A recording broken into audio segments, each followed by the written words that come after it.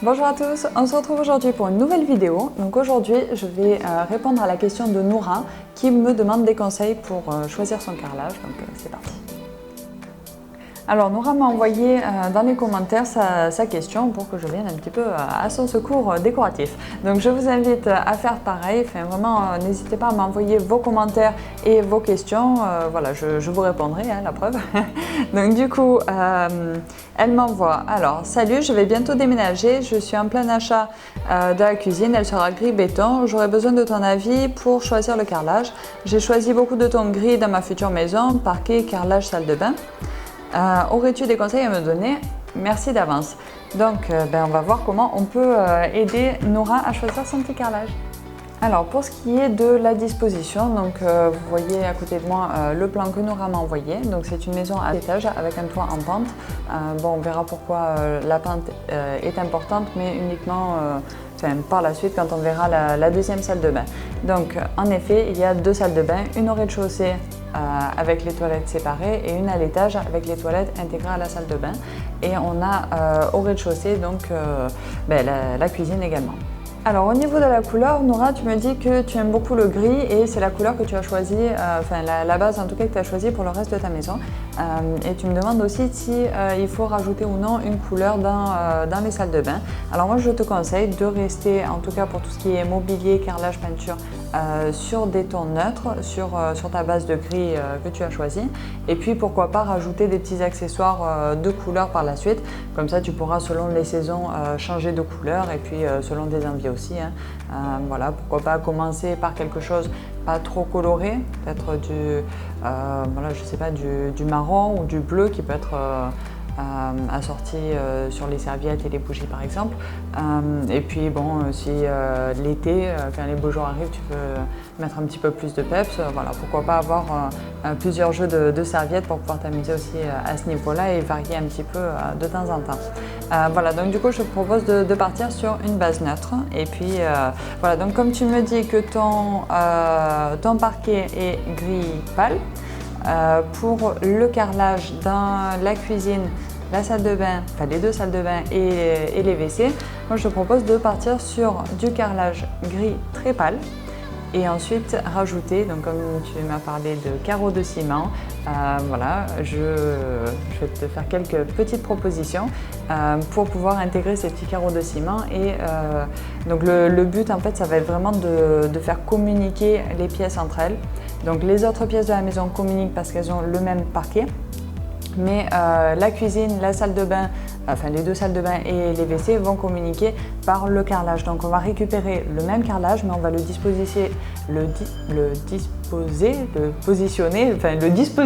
quoi. Voilà, c'est une bourde à la Jess, donc voilà, applaudissements, merci. Donc on va le disposer de façon différente et un petit peu originale pour quand même varier les plaisirs d'une pièce à l'autre. Alors voici le plan de sa maison. Donc ici vous voyez vous avez le rez-de-chaussée et ici il est comme l'aménagé. Donc ce que je vous disais tout à l'heure, on a donc moins de 1,80 m sur une partie de chaque côté de la maison, notamment dans la cuisine et salle de bain, les toilettes et les salles de bain qui maintenant ne font qu'un parce qu'ils ont abattu un mur. Donc vous voyez ici que la baignoire passe de l'autre côté, mais de toute façon je vous ai agrandi tout ça pour que ce soit un petit peu plus clair. Donc ici on découvre la cuisine, donc vous avez la porte ici, l'évier, la plaque et du coup une grande fenêtre. Donc pour cette cuisine, moi je te conseille de de partir sur une base de carrelage gris assez clair. Donc tu m'as demandé pourquoi pas du gris foncé. Alors tout simplement parce que, comme tu me l'as dit dans tes mails, tu as 4 enfants, je te félicite, mais par contre les enfants, il vaut mieux partir sur quelque chose de très peu salissant et par expérience, le gris foncé, ça marque toutes les tâches. Donc du coup, il vaut mieux partir sur quelque chose de plus clair. Ce sera, ça semble un peu bizarre de dire ça parce que pour les textiles c'est l'inverse, mais en tout cas pour le carrelage, il vaut mieux partir sur quelque chose de clair et facilement lavable. Donc du coup, surtout pour les contours ici, quand on cuisine, on salit forcément. Donc pour les contours au sol, moi je te conseille de partir sur du clair. Et pourquoi pas, si tu veux rajouter donc un rappel de cette frise au sol, on peut rajouter donc comment dire, une petite frise en fait qui va faire le carré ici. Donc je vais vous le dessiner, ce sera peut-être plus clair. Donc ici vous avez l'angle qui est ici.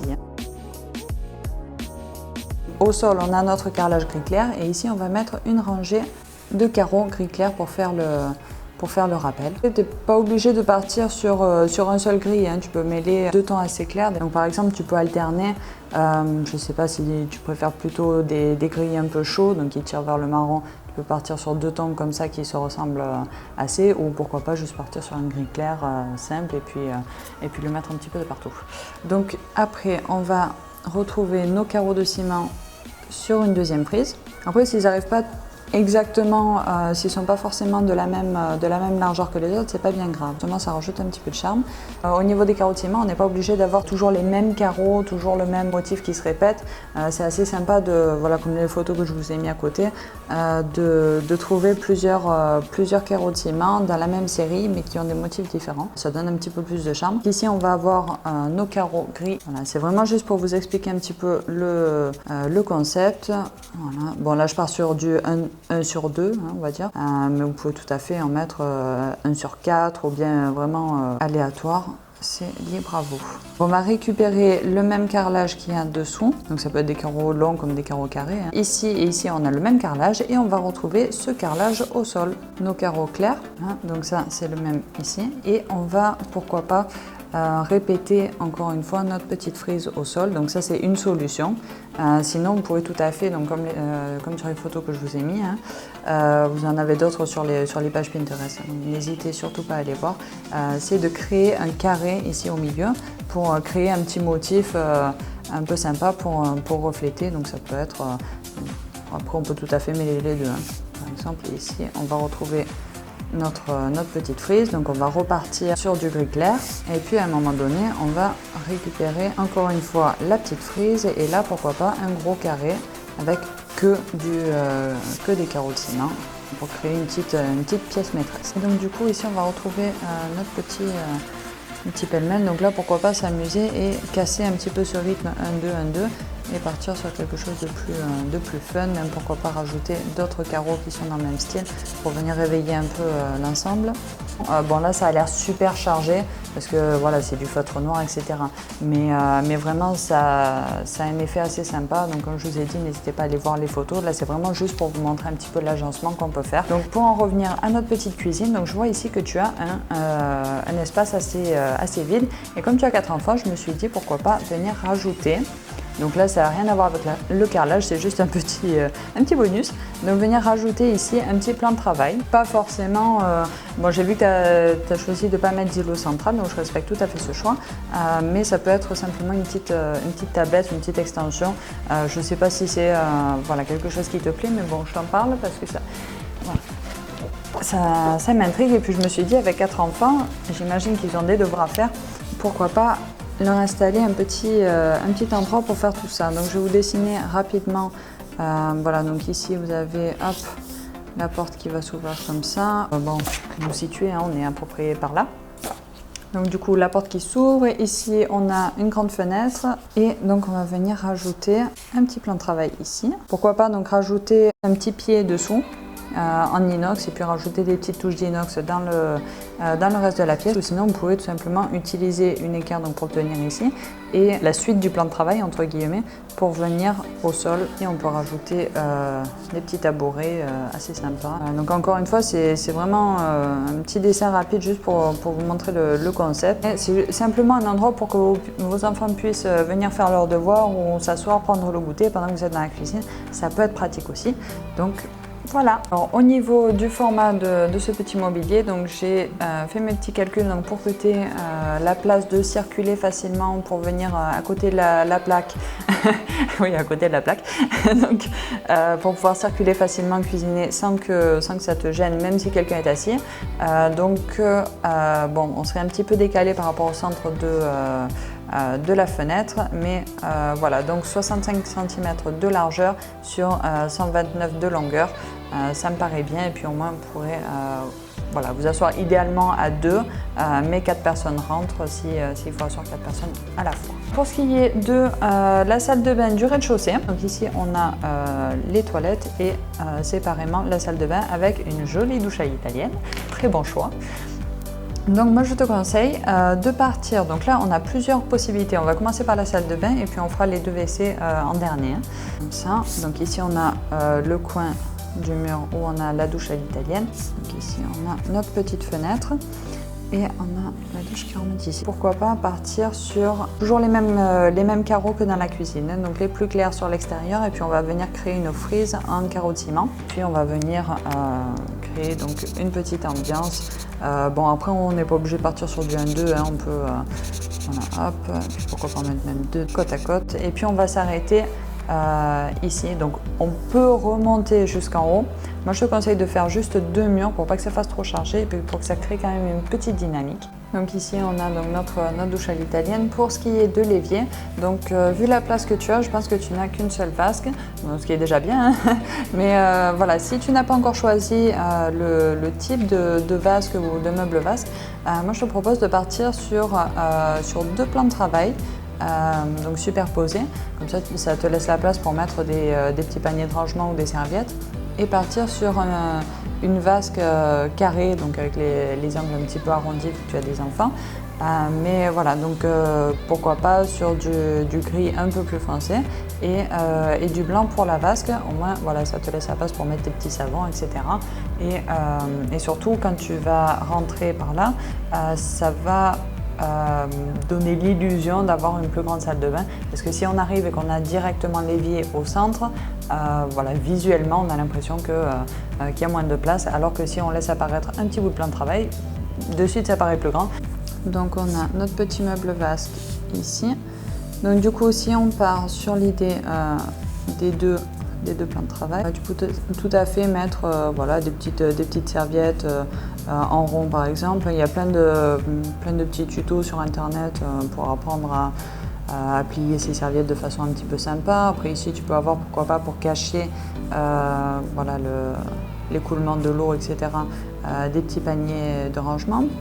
Pour en revenir à notre carrelage, donc du coup pourquoi je vous ai dessiné tout ça, tout simplement, donc ici on a notre douche avec la petite frise qui remonte ici et puis là on va créer un petit rappel devant le petit meuble vasque, donc pourquoi pas créer une illusion de tapis entre guillemets avec nos petits carreaux de ciment. Donc pour le reste de la salle de bain, partir sur les mêmes que dans la cuisine et ici juste on va venir créer notre petit faux tapis qui sera très facile d'entretien. Et puis pourquoi pas même garder des carreaux de ciment mais un petit peu plus clairs pour l'intérieur. Alors donc ça c'est une possibilité. Donc l'autre possibilité c'est si on a donc notre pommeau de douche qui est, donc, du coup on aurait la paroi de douche qui est ici, une ouverture ici pour rentrer. Donc, du coup on aurait notre pommeau de douche qui serait quelque part par là. Donc à ce moment-là, pourquoi pas le décaler un petit peu, surtout si vous avez des jets, vous savez, les jets maçons, ça éclabousse quand même, donc à ce moment-là, pourquoi pas les décaler un petit peu pour que ce soit loin de la sortie pour pas tout mouiller. Donc du coup, on aurait notre pommeau de douche qui serait ici. Donc ça nous permettrait de créer une frise qui viendrait jusqu'à notre évier ici. Voilà. Donc ça crée une petite dynamique vu que c'est pas centré. Voilà, ça peut être sympa aussi. Donc on a la douche et donc ici on va venir créer cette frise avec nos petits carreaux de ciment. Donc à ce moment là, pourquoi pas la faire un petit peu plus large, à mettre deux rangées de carreaux. Voilà, on va venir remonter derrière le meuble. Donc pour retrouver l'autre croquis, donc en gros on aurait, au lieu d'avoir ce tapis là, on aurait notre frise qui viendrait jusqu'ici et qui remonterait au centre de notre petit, voilà, qui viendrait rejoindre notre miroir ici. Voilà. Donc ça c'est pour la salle de bain du rez-de-chaussée. On va passer à la salle de bain de l'étage et ensuite on va revenir au WC. Nous étions là, ensuite ici, on va revenir aux toilettes qui sont ici, mais hop, on va passer à l'étage et on va découvrir donc la grande salle de bain. Donc ici avant il y avait un mur. Non, alors attendez, je le tiens à l'envers, bien sûr. Donc ici, il y avait un mur. Pardon, c'est juste que je l'ai dessiné moi dans ce sens-là, donc c'est plus pratique. Voilà, et la baignoire était ici. Donc pour le style que tu as choisi pour ta maison, moi je te propose de partir sur une baignoire façon îlot ovale ou un îlot rectangulaire, mais bon, ils sont souvent un petit peu plus chers. Pour les vasques, vu la largeur que tu as, tu peux facilement t'offrir le luxe d'avoir une double vasque. Donc du coup, ici, on peut repartir sur notre système de plan de travail doublé, entre guillemets. Voilà, donc il faut savoir que c'est quand même aussi une solution assez économique et très tendance en ce moment, donc pourquoi pas en profiter. Et ici aussi, ça va nous permettre, donc bon, on ne voit pas très bien, mais en fait, j'ai créé donc sur cette partie-là un premier plan de travail qui va supporter nos deux vasques qui seront les mêmes qu'au rez-de-chaussée. Donc à savoir blanche, voilà, carré avec les bords un petit peu arrondis parce que tu as des enfants et en plus ça va refléter la baignoire. Si tu préfères, tu peux aussi, si tu veux changer un petit peu du rez-de-chaussée, partir sur la même forme que la baignoire à ce niveau-là. Là aussi par contre il faut faire attention au prix parce que c'est parfois un petit peu plus cher. Donc du coup ici on a un premier plan de travail et dessous on va venir décaler le deuxième plan de travail qui fait exactement la même largeur, mais on va venir le décaler un petit peu. Pourquoi? Déjà pour créer une petite dynamique et puis surtout pour créer une petite tablette pour que quand tu es dans ta baignoire, tu puisses avoir ton shampoing, tes produits, etc. À côté. Comme c'est un îlot, c'est pas toujours très pratique pour ça. Bon, on est parfois obligé de tout mettre par terre ou sur un petit tabouret à côté. Bon, ici au moins tu as ta petite tablette prévue pour. Ce trait là, vous devez vous demander ce que c'est ici. Donc la hauteur est à 1,80 m à partir de là sur toute la partie supérieure du croquis. Donc du coup ici on est en dessous d'1,80 m, c'est pour ça que la double vasque est de ce côté là. Qu'est-ce qu'on va faire avec cette partie là? Donc tu pourrais pourquoi pas créer un petit rangement à partir de là, donc pas venir te coller à la baignoire non plus, mais juste créer une petite rangée de placards à ce niveau là. Bon, pour tes produits ménagers, etc. Mais c'est pas une obligation. Simplement, si tu l'amènes pas tout à fait jusqu'à la hauteur du plafond, donc ici, on peut très bien créer un petit rangement qui va te permettre surtout d'éclairer cet espace. Donc d'éclairer tout simplement en mettant des petites bougies par-ci par-là. Donc tu peux créer des petites séries de 3 par exemple, pour venir éclairer un petit peu tout ça et créer une petite ambiance sympa quand tu veux prendre ton bain. Donc du coup, à ce niveau-là, donc pour le carrelage, moi je te propose de faire soit une frise qui va venir sur toute la longueur ici et pourquoi pas mettre des petits porte-manteaux en face pour mettre les serviettes, les peignoirs, etc. Donc ça fera à peu près 2 carreaux de nos fameux carreaux de ciment. Et puis on peut aussi le remonter jusqu'à la hauteur environ de notre petit robinet et puis le remonter jusqu'au porte-manteau. Sur le reste de la pièce, donc ici pourquoi pas continuer le carrelage à la même hauteur vu que tu as des enfants pour éviter les éclaboussements, mais c'est pas une obligation. Donc à ce moment-là, si tu ne continues pas ici, tu peux très bien t'arrêter au niveau du sol et pas remonter derrière et continuer donc sur le reste de la pièce avec le même carrelage que tu as dans la salle de bain en bas, mais pourquoi pas de temps en temps en avoir un petit peu plus foncé par-ci par-là, toujours plus clair que notre bande centrale parce que c'est quand même l'élément le plus important, mais un petit peu plus foncé pour réveiller tout ça, créer un petit intérêt autour de ce carrelage. Donc ça c'est une possibilité. La deuxième possibilité, donc on va venir effacer cette bande, donc on fait comme si elle n'existait pas, et ici on va venir rajouter une bande ici et une bande ici. On va créer 2 bandes qui sont sous notre double vasque. Si tu as choisi de créer ce petit espace de rangement, donc du coup on a nos doubles vasques qui sont ici, on va prolonger ces 2 petites bandes là, voilà, et on peut les remonter par-dessus le petit meuble de rangement ici et là, voilà, donc pour créer un petit escalier un petit peu sympa. Voilà, donc ça c'est pour la salle de bain de l'étage. Maintenant on va passer au WC. Alors donc on a ici la salle de bain de l'étage avec nos WC qui font un petit renfoncement et ici les toilettes du rez-de-chaussée voilà, qui sont séparées. Donc du coup ça nous crée une base qui est assez similaire et c'est plutôt pratique pour créer la même dynamique en haut et en bas et puis créer ce petit jeu de reflets de l'un à l'autre. Donc je vais te proposer 2 choses. Donc ensuite, libre à toi en fonction de la place que tu as. Je pense que, bon, ici on arrive Ara. Donc, je ne sais pas si tu as des toilettes encastrées ou voilà, surélevées, je ne sais plus comment ça s'appelle, mais vous m'avez comprise. Donc que ce soit en haut et en bas, dans tous les cas je vais te donner deux possibilités et puis ensuite tu pourras t'amuser avec. Donc on a, sur celui-ci, on va avoir donc nos toilettes qui sont là. Voilà. Super WC, hein, ils sont magnifiques. Bon, donc ici, admettons que ce soit des toilettes suspendues. Donc on a une petite tablette ici, bien créée, le petit bloc qui va permettre l'encastrage de toute la partie aquatique. Voilà, donc ici, à ce moment-là, je te propose de créer une petite frise, toujours dans le même esprit, avec nos petits carreaux de ciment derrière pour venir faire le petit jeu de rappel au niveau du carrelage. Donc au niveau du sol, si tu as choisi donc dans la salle de bain de l'étage de partir sur des gros carreaux et puis de faire un petit rappel par-ci par-là, on peut très bien le réutiliser ici. Justement, ce serait sympa d'avoir un petit rappel à ce niveau-là. Donc on peut, donc là par contre, il vaut mieux partir sur quelque chose d'un peu plus aléatoire, éviter le 1-2-1-2 parce que c'est une petite pièce et c'est un petit peu le point focal de notre pièce. Donc il vaut mieux partir sur quelque chose d'un petit peu plus intéressant entre guillemets au niveau de la composition. Et donc ici, sur quelque chose de très très clair. Voilà, donc ça c'est la première solution. Donc ici aussi tu as ta petite tablette, donc ça te permet de mettre voilà, des petites bougies, des petits sambons, voilà. Aussi n'hésite pas à utiliser les deux côtés du petit boîtier d'encastrement entre guillemets pour venir créer des petits placards, des placards à pression. Moi je te propose pour éviter d'avoir la petite poignée. Donc du coup simplement en appuyant dessus, s'ouvrir, hein, si ça m'ouvre pas, et puis tu vas retrouver derrière des petites étagères pour ranger ton papier toilette et puis tout ce qu'il vaut mieux cacher dans une salle de bain.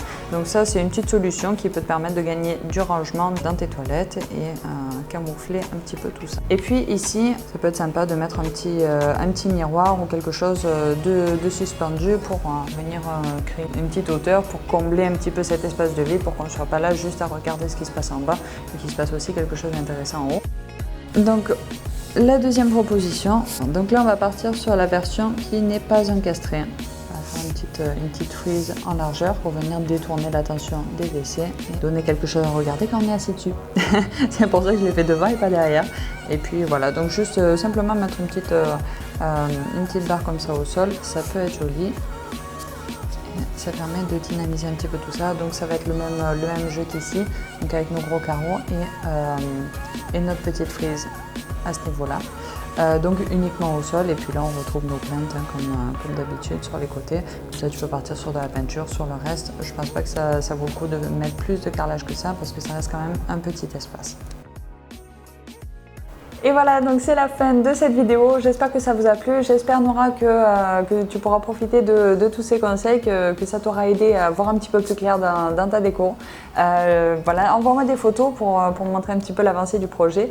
Ça me ferait super plaisir. Et puis, bon, même si t'as pas forcément, si tu as choisi de pas forcément choisir les conseils que je t'ai donnés, de les suivre, ça me ferait vraiment plaisir de voir la suite des événements. En tout cas, j'espère que ça vous a plu.